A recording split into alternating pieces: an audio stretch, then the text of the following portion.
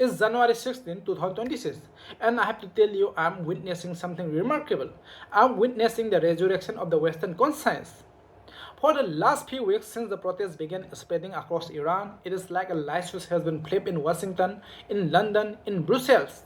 Suddenly, the words human rights are back in the vocabulary. Suddenly, the sanctity of life is a trending topic.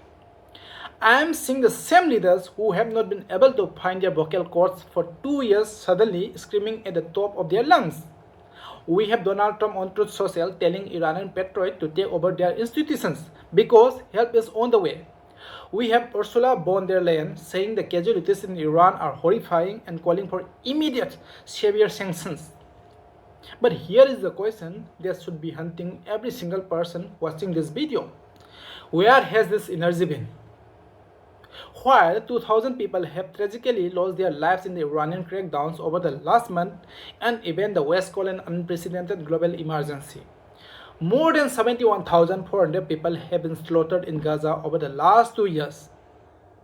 Where was the help for them? Where was the unequivocal condemnation for the babies in Gaza? Today, we are going to talk about the death of Western morality. We are going to look at the codes, the numbers, and the sickening reality that in 2026, human rights is nothing more than a brand name used to sell a war. Let's look at the speed. The speed is the most revealing part. The protests in Iran start in late December over currency collapse. By January 13, the UK Foreign Secretary is in Parliament calling it horrendous and brutal repression. By January 14, the Swedish Ministry for Foreign Affairs has already summoned the Iranian ambassador. Listen to the language being used. Trump isn't just expressing concern. He is threatening very strong action if executions proceed. His allies like Zionist Senator Lindsey Graham are talking about unleashing holy hell and massive military, cyber and psychological attacks. They are talking about war to save Iranian lives. And don't get me wrong, the loss of life in Iran is a tragedy. Every person has the right to protest without being shot. But notice the certainty in the Western voice. There is no answer. There is no, it's so complicated. There is no, let's just wait for a full investigation. When it is an adversary like Iran, the West become a judge, a jury, and executioner within 48 hours. They propose sanctions immediately. They freeze assets. They threaten to bomb. They treat the Iranian protesters like heroes, which they are, but they do it because it fits a script. The script is the regime change. If the West actually care about the human and human rights, their reaction would be consistent. But it isn't. It is a dial that they turn up when they want to destroy a government and turn down when they want to protect an ally. Now let's look at the other side of the coin, Gaza. As I record this, the death toll is 71,441, over 171,000 injured. These aren't just numbers, these are families erased from the civil registry. These are neighborhoods that have been turned into dust. Where is the very strong action for Gaza? For 2 years, we have watched Israel, with the full backing of Western weapons, block UNRWA from bringing in food. Since March 2025, aid has been almost non-existent.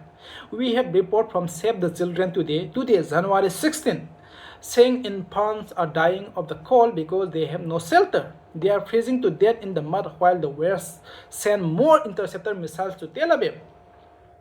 In Iran, 2,000 dead is a full-on war that requires US military intervention. In Gaza, 71,000 dead is unfortunate, but Israel has the right to defend itself. Do you see the sickness? When an Iranian baby is at risk, it's a global priority. When a Gazan baby is pulled from the rubbles, missing limbs, or starving to death because the West allowed UNRWA to be dismantled, the Western leaders talk about humanitarian pause. Not a ceasefire, not an end to the killing, a pause. They summoned the Iranian ambassador in this. They have not summoned the Israeli ambassador once for the killing of 300 UN workers. They didn't summon him when the hospitals were turned into mass graves. Instead, they sent more bombs. They provide the legal cover at ICJ. They threaten the ICJ judges. Why do they do this? We have to understand the mechanism of this hypocrisy. To the Western establishment, human rights is not a principle. It is a weapon. If you are enemy of the West, human rights is the rope they use to hang you. They use it to justify sanctions that starve your people. They use it to justify interventions that destroy your infrastructure. They use it to moralize their geopolitical goals. But if you are a strategic partner like Israel, human rights become a complicated internal matter. The lives of your victims become invisible. Look at the media coverage. In Iran, every protester has a name, a story, a face. We see the social media posts, we hear the cries for freedom. In Gaza. The victims are just the death toll. They are linked to the Hamas. They are casualties in a conflict zone. This selective empathy is a form of psychological warfare. It tells the world that some blood is redder than others. It tells the Middle East, Africa, and Asia that Western morality is a gated community. You only get invited in if you are useful to the empire. Donald Trump isn't promising help to Iran because he loves the Iranian people. If he loved people fighting for freedom, he would not have spent years trying to ban them from entering the United States. He is doing it because Iran is a target. If he actually cared about the senseless killing, he would have stopped the shipment of 2,000-pound bombs that turned Gaza into a cemetery. But he would not, because these bombs are good bombs. They belong to the right people. What we are witnessing in 2026 is the final collapse of the so-called rule-based international order. You cannot have a rule of law that only applies to the people you don't like. That isn't a law, that's tyranny. The West ignores the ICJ rulings on Gaza but cites international law to threaten Iran.